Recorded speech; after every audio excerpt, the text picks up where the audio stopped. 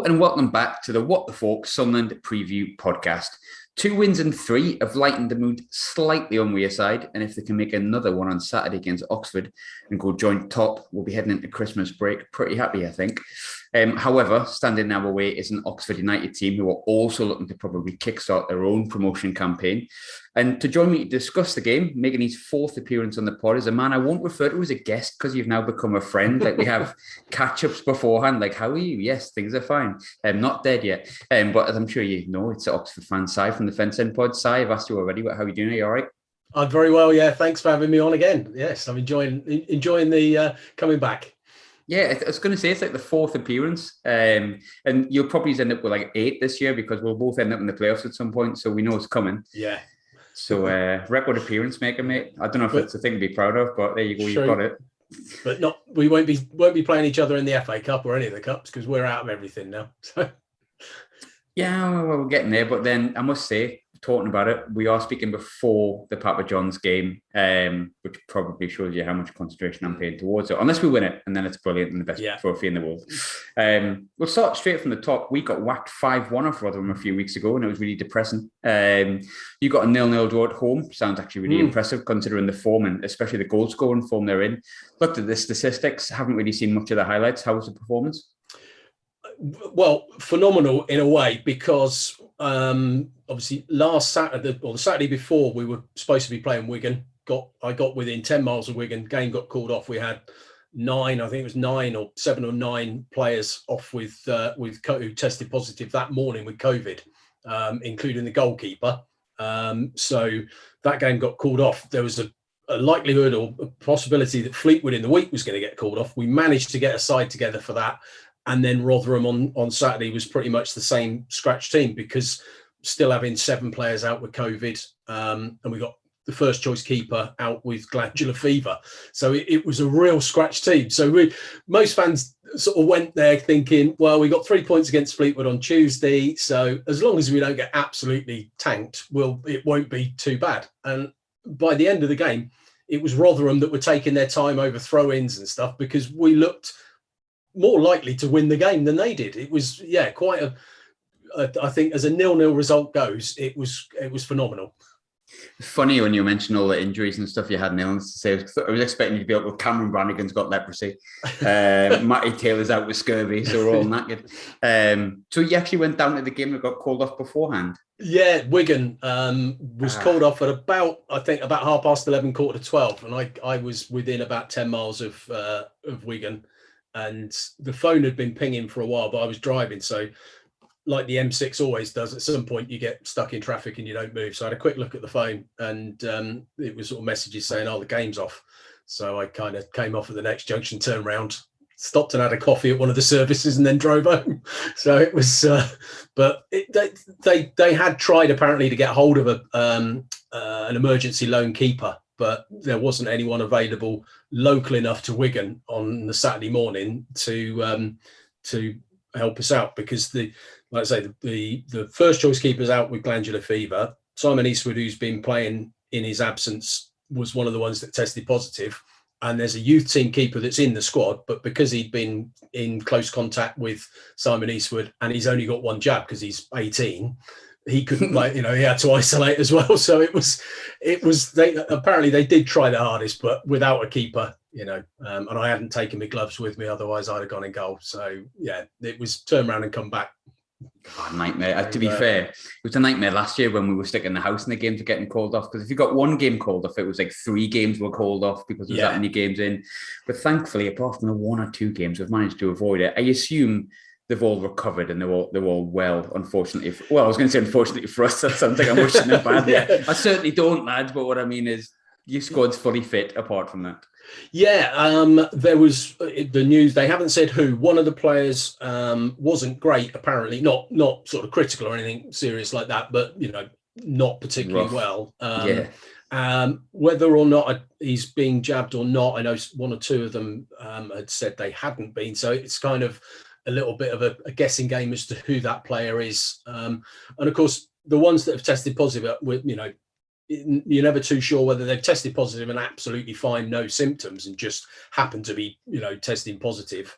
or whether they've actually got a little bit of, not feeling 100% that might just impact them this weekend. So at the moment, it's a kind of, we have no idea who's going to be available, fit or starting. No, now look, it's not going to be any really good players, is it? It's going to be like the shite right back or something like that. Yeah, well, the left back is out because he's picked up whatever the accumulation on yellow cards is. So it was the back four that was a real scratch back four on Tuesday and Saturday, where it was he was the only one that normally starts, was the left back. He played in both games. But the centre halves weren't the normal centre halves. One of them was a right back, and we had a right back who doesn't normally play at all. So it looks like Seddon, who's the left back that played, won't be playing. So it's even with him being out, it's going to be a rearranged sort of back four anyway, regardless of the COVID thing. I can't even laugh because we've got no left backs either. They don't exist at Sunderland. They've all got injured. Not with COVID. They've all got injured with an accumulation of just calf, leg hernia. I don't know what it was. But to be fair, recent form's decent. Looking on paper, obviously it's not full of wins. You've got 2-2 draws, but they're with Ipswich and Rotherham, as we've touched on the Rotherham before. 3-1 over Fleetwood, which I think obviously came last week. However, you were knocked out of the FA Cup by Joey Barton's Bristol Rovers, who have had a little bit of a resurgence, to be fair to them. But cup games are cup games. Has the form been all right apart from that? Yeah, and those two games, it's odd because, like you say, you look at we've only lost one game since sort of mid-September, and apart in the league, and the home game against Bristol Rovers, we were 2-1 up. We were absolutely bossing it. It could have been 5 or 6-1 at that point. We'd hit the post, the crossbar, the goalkeeper had made loads of saves. And then Gorhamson decided to make loads of substitutions because he could. And with about sort of 3 or 4 minutes to go, one of the subs who'd hardly played all season came on. He gave away a penalty. They scored, goes to the replay. And in the replay, same thing. We got to 1-1 and gone into extra time. We scored 2 goals right at the start of extra time, 3-1 up. Again, playing really well. And he messes around with the substitutions and the formation. And then we concede 3 goals in the second half of extra time, and it's really odd that the league form has been good and we've been solid and not giving stuff away. Ipswich 0-0, they hated it because we just managed the game brilliantly. It was like, okay, we're not going to win this with 15 minutes to go. We'll make sure we don't lose. And at Bristol Rovers in both games, it was like we just sort of switched off and threw it away. So yeah, the league form's great. Those 2 cup games were weird in that we played pretty well in both of them to a point and then just threw it away. It's weird. It's a weird result considering it was a League 2 team. Considering how many goals you shipped, how short of a time you shipped them, because you've got the 3rd best defensive record in the league behind Rotherham and Wigan, I think it is. And I think a lot of your decent form or your position, which is 8th as we're speaking, is based on having a pretty solid back four, as it kind of was last year and being organised, wasn't it? That's certainly how it seems anyway. Yeah, no, definitely. It is something that you kind of look, like you say, it doesn't necessarily feel like that, but you look at the statistics and it's like, actually, we are pretty tight at the back. And, with the 2 games with, like I say, a makeshift back four, to not concede against Rotherham, who were scoring goals for fun, it was a real backs to the wall performance, but equally it wasn't, we played some decent stuff at times as well and could have possibly won the game. And I'm pretty certain you restricted Rotherham to, I think it was 1 shot on target. I mean, obviously they had a few off target, but I think it was only 1 shot on target to the entire game, wasn't it? Yeah, it was.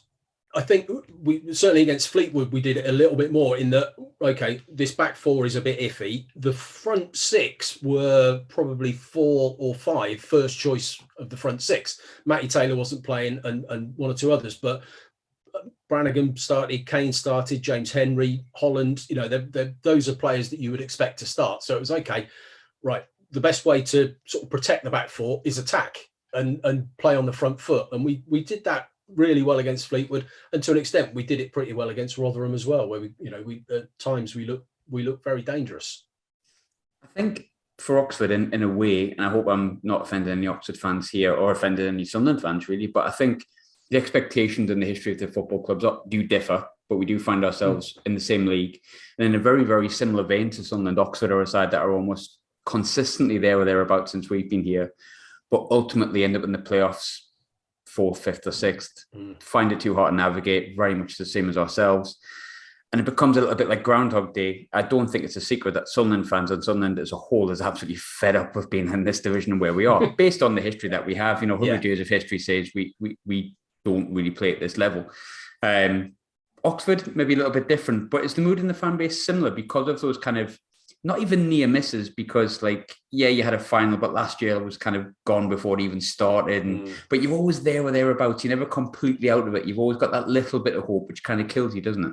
Yeah, certainly the last 2 seasons where we've made the playoffs, we've started the season really appallingly. This time, so I think this time last year we were in the relegation second spots. bottom or something. Yeah, weren't we? It was deep into November. We were still in looking down rather than up. And we then went on decent runs, sort of got through Christmas, went on some really good runs and got ourselves into the playoffs. If we can replicate that sort of after Christmas form, then this season might be the year that we can look at the automatics rather than the lottery of a playoff place, because no matter how well you play or luck can be against you, you don't. I think it's lovely if you can say, right, you can guarantee going up in the playoffs. It's great because it's a trip to Wembley and it's a big game and it's fantastic, but you don't want that. You can't guarantee it, so you want to be looking at the automatics. And I think after the last couple of seasons, playoffs would be, I think, a minimum for people, for the fans. And there's a little bit of, not sort of disquiet exactly, but it's almost sort of looking to the end of the season and going, right, if we don't go up this year, as Robinson had 3 goes at it, and do you then go, okay, let's give somebody else a chance? Or do you go, well, maybe he's overachieving with the budgets. If you look at the size, like you say, Sunderland, massive club at this level, with history and fan base and all of that sort of stuff. And there's other, Pompey and Charlton and Sheffield Wednesday and, lots of big clubs at this level. Maybe we're overachieving a bit by getting in the playoffs. And it's a real sort of difficult one to judge. I guess come the end of the season, we'll have a better idea of where we're going to be and therefore what the fans think of how we've done. But I think playoffs are a minimum this season. After the last, you get in it 2 years on the trot. Anything less than that, you feel is a wasted season. I think as well, I've touched on history and where clubs are normally throughout their timescale, and there might be a few younger people listening to this, and no offence to them, they can only watch the football that they were live for, but Oxford have predominantly been League 2, League 1, whereas when I was young, you were what we would class as Division 1 or the Championship for those young enough to remember. Old enough to remember Division 1 with like Joey Beecham, obviously John Byrne, all that kind of stuff. As a fan base, we historically see ourselves, I think, as a Premier League club with that level of potential if we're managed correctly. Where do Oxford see themselves? Yeah, I think Championship level, Division 2, whatever. We had those sort of 3 seasons in the mid late 80s in the old Division 1 Premiership as it is now, and won the Milk Cup, League Cup. We're definitely not that level, but I think we could reasonably look at ourselves and go, there's no reason why we can't be in the Championship. Historically, we spent a lot of time in that level, at that level, Championship level. I guess we're that kind of top of League 1, middle-ish of Championship. If you sort of taken a division, just sort of sliding scale, that's kind of where we would probably see ourselves historically. The last few years have not been that great, and we've had a few years in non-league, but prior to that, it was sort of, that's I guess where we would hope to be, and probably size of the club you'd argue is about right. You touched on Carl Robinson before. I'm sure any Sunderland fan knows who Carl Robinson is. And there'll be other fans that know Carl Robinson is, because Carl Robinson is what he is. There's no beating around the bush, but in a very similar way to a man we both know very well, Chris Maguire, unless you're playing against him. So unless he plays for you, you probably get annoyed by him. I think Robinson's probably very similar. But he has done a job at Oxford. He has made them a force in this division. However, I touched on before, it becomes Groundhog Day, and fans can be very fickle. Like, when things keep happening, and especially when it's like what we've been through the past few years, you get into the playoffs and you're going in shite form, and then you might win your first leg of your playoff or your second leg and get to a final, and the hope comes back and you go, and then you just miss out. You never just flatline through your season. You're always there or thereabouts and nearly there. And the hope can make you a bit more ambitious or a bit more angry. So say Oxford finish in the playoffs or finish outside the playoffs, but ultimately they don't go up and the season isn't as successful as you want it to be. Does Carl Robinson then get replaced, in your opinion? Because I know there'll be different opinions across the fan base, but if it was you, where would you go with it? Yeah, it's a tough one, and I hate to sort of sit on the fence about it. I think there's a lot as well going on with the ownership of the club, in that the Tiger, who's the majority shareholder at the moment, is looking at selling some of his shares to the other board members who are much wealthier than he is. They're in the sort of billionaire status, who are looking at building a new stadium and really developing links with the city of Oxford and Indonesia, which is where they're based. And I think he gets on well with the board members that are looking to sort of take over, if you like. And I guess it would be, how, if we don't make it, how did we not make it? If we just sort of after Christmas sort of end up floating around in mid-table, then you'd perhaps go, yeah, maybe enough is enough. If it's an unlucky sort of playoff campaign, then you might say, okay, let's give in till Christmas. But the owners will have their own ideas, and certainly in the past, there were times in previous seasons where you kind of think maybe his time has come, and they've stuck with him, and it's kind of ended up not too bad. Yeah, I am going to sit on the fence because it's a tricky one. I think it's a difficult question. It's hypothetical. I've asked you, isn't it? Like, what if he wins the league? Do you give him a 5-year contract? Yeah. No, I think if we don't make the playoffs, I think his time. I think there's a genuine sort of, okay, you've had 3 goes at it. This season wasn't as good as the last 2. We're not going forwards. Maybe it's a time with the new ownership and everything that comes around that. Maybe that's a point at which you draw a line and go, okay, let's move on to somebody else. You touched on before about the ownership and stuff like that. I mean, I don't want to sway a decision on this, but there's 2 guys I know fairly well, Stuart and I can't remember it, Methven or something like that. Apparently big Oxford fans and have really good things. You don't want to take them from us, do you? No, we're quite happy with the owners that we've got at the moment. I know, I think Stuart's had a couple of opportunities potentially to buy into the club for whatever reason. I don't know. It's not happened, and I think maybe sort of owners who are fans don't always make the best decisions. I think you sometimes need what made you think that? Netflix by any chance? Possibly. We need someone to take Will Grigg, mate. So come on. Yeah. Well, we've nearly taken him a couple of times. I think it was he played under Robinson at MK Dons, so I think they know each other quite well. But yeah, I think the potential new owners, I say, are looking at a new stadium, and also kind of creating links with Indonesia, almost like in the same way that for a while, you look at Leicester and the connection with Thailand. It's apparently, there's it's what's the word, they sort of cut through or whatever it is within within Indonesia. Oxford United are known as a club. I think it helps having a city, being based in a city that is known all over the world, not necessarily for football, but for being Oxford University. People know where it is and what it is. And sort of piggybacking on that brand, that Oxford name, is something that they've said they want to do, which makes sense. It's, obviously Sunderland are a big club in footballing terms, but you look at, to do what they want to do with Oxford at, say, Fleetwood or Accrington, with all due respect to them. Yeah, no, absolutely. Those places aren't known all around the world. There's stuff you can do with Oxford, isn't there? The stuff you can do with Oxford. You've got a building block to begin from, where you can sort of build stuff. Are you still sponsored by Singer Beer? No, we're it's a shame. Who is it this season? Visit Thailand, I think, this season. I'm trying to think. Singer. It's not. It's not. Sorry, EB charging. There's it's an electrical car charging company. Disappointed. I wanted Singer back on there. Singer's a great pint. Well, I'm saying a pint. I've only ever drunk it in bottles, but there you go. In terms of Oxford, we've touched on it a little bit about where you feel you are historically. What would happen if Robinson didn't get into the playoffs? So you might have answered this question, but I'll ask it anyway. You don't speak for the whole fan base, I get that. But what is the general feeling for what the aim would be for Oxford this season when the season began?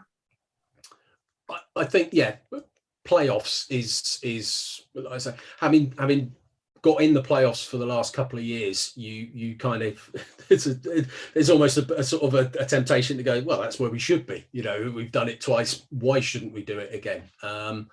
And with the money that's been invested in the playing staff, we got Herbie Kane, who apparently won't have come cheap. He's not on silly money, but at our level, it was a bit of a kind of like, right, push the boat out because he was available. It was somebody that we definitely sort of worked for.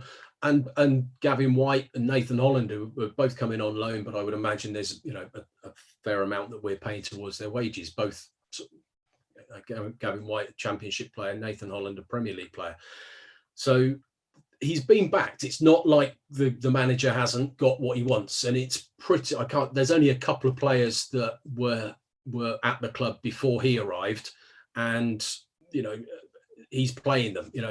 James Henry was here before Robinson, but he's playing some of the best sort of football of his career so far with us. He's been really good. So the manager's got everything he wants. We've got a fantastic new training ground that we've, in the past, we've been moving around here, there and everywhere. We've got an established base. He's got everything he needs. And it's kind of not a case of right now deliver, but I think playoffs is where the backing would put you. You've got everything you want. You've got your players. We've backed you. Now go on and make sure you get at least the playoffs. In terms of players, you mentioned Herbie Kane there. I think people remember he was at Doncaster a few years ago, came to Liverpool. Really impressive season when he was at Donny when they had Marquis, and I think 3-4 seasons ago. Seddon is obviously someone that people remember him from Portsmouth last year. I think Pompey fans really liked him. Nathan Holland, you've touched on as well. Obviously, he came in. But in general, statistically again, and I don't watch you every week, which is why I do these shows, it looks like the familiar faces are the ones that stand out. Taylor, Henry, Brannigan, if you're looking at goals and assists.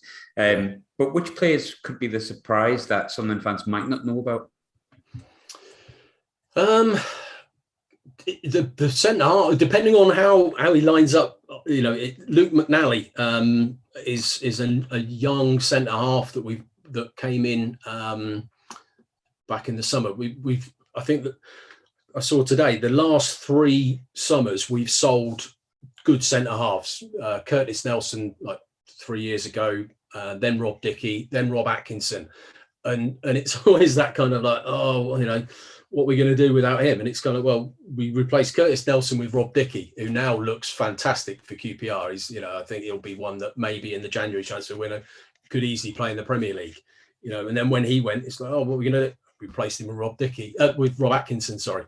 And we've hopefully got another one with Luke McNally, who's played, like I say, in the last couple of games, played at centre half and was man of the match against Rotherham. He was, he really was fantastic. And he might be one that you won't know, and he could well play with, like I say, with Seddon being out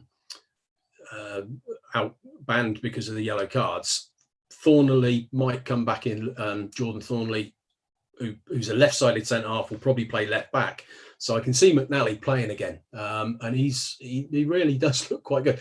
he started and scored one of the goals against Fleetwood as well. So he's a threat at set pieces. When we never score at corners, it's kind of one of those things. I think that's probably the first goal we've scored in this season, probably from a set piece. Funny you mentioned the centre half, because I remember chatting this time last year, because we played each other the second game of the season, I think it was, and Atkinson basically made his debut, but he'd been sent off in the opening game of the season. Yeah, it was rescinded, and I remember chatting about that. And then I remember looking in the summer, and he went for about 1.5 million. Rob Dickey went for 1.5. There's teams in the Premier League looking at Rob Dickey. Why do Oxford produce decent centre halves? I think one of the things that the club do really well is have a fantastic recruitment setup. You know, they look at players. There was a program, I think BT did a sort of a day following Carl Robinson, and one of the things they had was a board with all the positions, and they've identified 2 or 3 players for every position, you know, from other clubs, not within our club, sort of players that, okay, if so-and-so goes, we've got 2 or 3 lined up who play in the same way. They, you know, to the extent they look into social media posts they put, you know, look at everything. Are they the right sort of person to bring in? So it's something that they've done very well is identify replacements. So, like I say, in the same way that when Rob Dickey went, we got Rob Atkinson, who plays in a very similar way.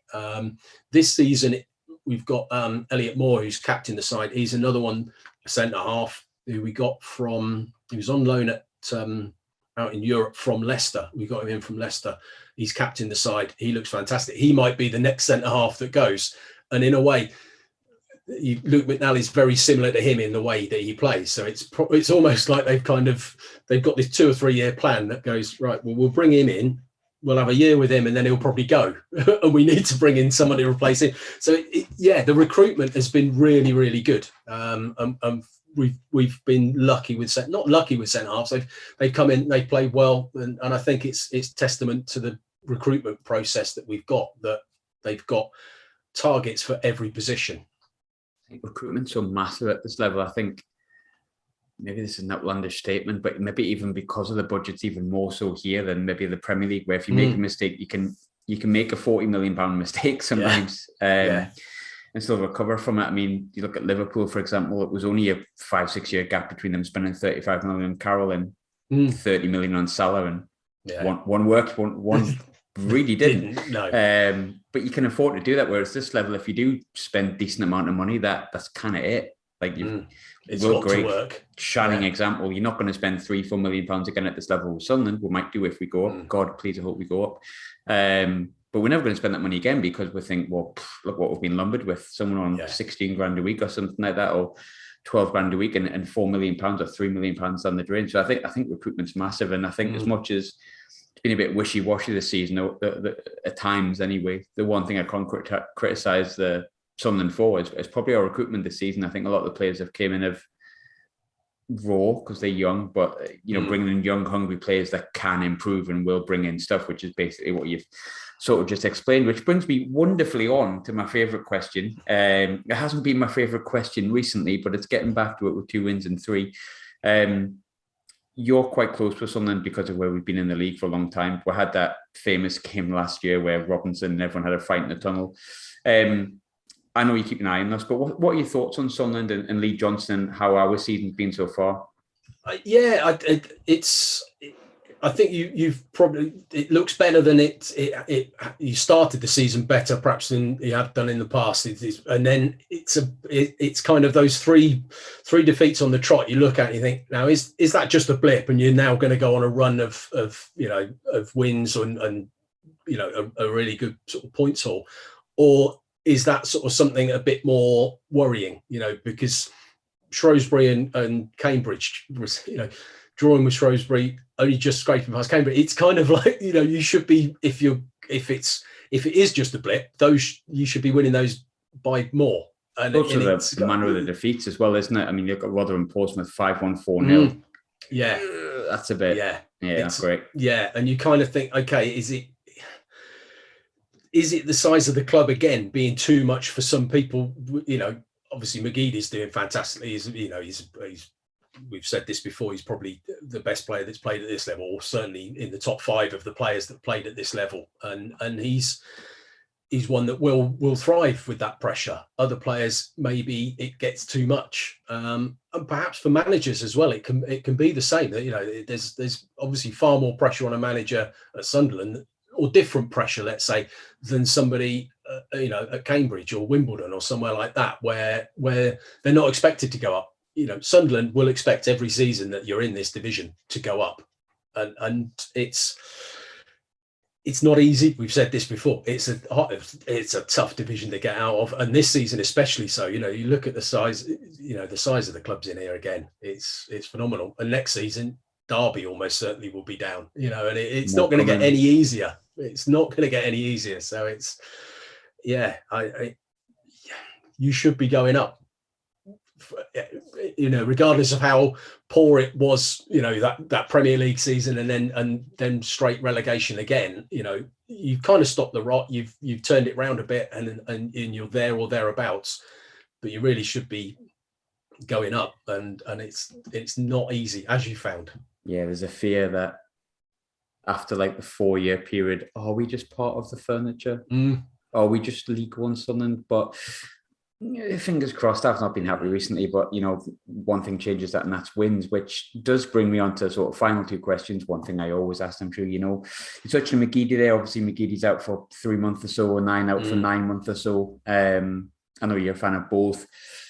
In terms of players to look out for, which ones have caught your eye this season from the games you've seen that could be fit? There's not many of them, but there might be 1 or 2. Well, the lad up front, Stewart, I think he's one that you, like you said, you kind of recruitment there. You know, he's a player that I was coming, I had a quick look just to see, you know, who was scoring the goals and stuff like that. And he's not come from, you know, from a Premier League club or a Championship club, or it's that identifying players that suit the way you want to play. You know, it might be that if you get promoted, he's shipped out because he's not going to suit the way you'll play at Championship level. But at this level, you want somebody who's, you know, he's played in Scotland. That's not easy. You know, it's not, you know, they're not going to be playing the ball around on the floor and nice, you know, oh, we'll let you have the ball, and you know, it's tough. And it's the same. It's that League One tough. You know, you're up against centre halves who will kick you, and if he's been used to playing a little bit sort of farmers leagues, you know, it's that kind of, well, okay, yeah, go and kick me, I don't care, I'll get up and I'll put it in the back of the net. And you need that level of ability, but you need that level of robustness as well. I think take out Rangers and Celtic, because obviously I watch a lot of Scottish football because of the reason I live. I think take out Rangers and Celtic, it is like a League One level where people will give you a kick up the backside. Significantly funnier. The Scottish Premiership and the leagues below it are significantly funnier than League One, because there's always about 5 Scottish football moments of the week that I could count on if I wanted to do that. But yeah, no, Ross has probably been our player of the year in my opinion so far. Lee Johnson said he needs to work harder. I think everyone's a bit perplexed by that. If you're listening, Ross, I'm sure you're not. You don't. You're doing just fine, mate. Final question is always predictions, but I kind of realised this, right? Taking out one of the caveats, I always felt like we struggled against Oxford. We've never actually lost against you since we come out in League One. No. I think there were penalties, lots of draws in the first sort of couple of seasons, 1-1s, 0-0s, or something like that, and then you've been winning since then. It's going to be tough. You know, with the COVID players coming back and how that might go. I'd be happy with a draw. We've got a little run of games against teams around us, and I think as long as we don't drop points against yourselves, we've got MK Dons, we've got Wigan. If we can at least not lose those games, so we're parity on points, and then the games in hand, like we've got a couple of games in hand on teams, win those games in hand, and you're then looking at the automatic. So I think I'll go back to those sort of first couple of seasons, say a 1-1 draw. It would be surprising, to be fair, but I've gone draws and defeats that recently, so I'm going to go win, which might be kind of the worst thing to do because I've done that a few times this season, got beat, but I fancy a 1-0, like a sneaky, like a kind of similar to the game a few years ago. when Parkinson was the manager, and we went down to your place, and I think Jordan Willis scored in 2 minutes, and then it was just defending very, very well for the best part of 88 minutes. But an interesting game nonetheless. But Si, obviously there'll be people that'll be used to your voice, and there'll be people that probably follow you anyway if they listen to the pod. But if they haven't, if it's the first time they came across you, where can we find sort of your post-match and pre-match stuff from an Oxford perspective? Yeah, we're on the Fence End podcast, and that's what we're on Twitter. So we'll retweet when this goes live. We'll retweet as well. But yeah, it's the Fence End podcast. We don't get to do it quite as frequently as you have. I think, like you say, you do previews and reviews and all sorts. We haven't got as much time, unfortunately, to do as much. But that's why I've got bags under my eyes, and I don't do video podcasts. Yeah, so no, we'll listen out for when it goes live, and we'll retweet. So yeah, that's where we'll be. But nonetheless, Si, thanks for joining me as always, mate. Good to catch up, good to chat. Have a horrible Saturday, as always. That's what we always do. As long as the game is on and I don't have to turn around when I get to sort of Darlington or somewhere like that, I'll be happy. Omicron coming to get you. I think it's called that. Thanks for everyone for listening, and do not forget to subscribe if you want. If you don't, it's all right. Cheers.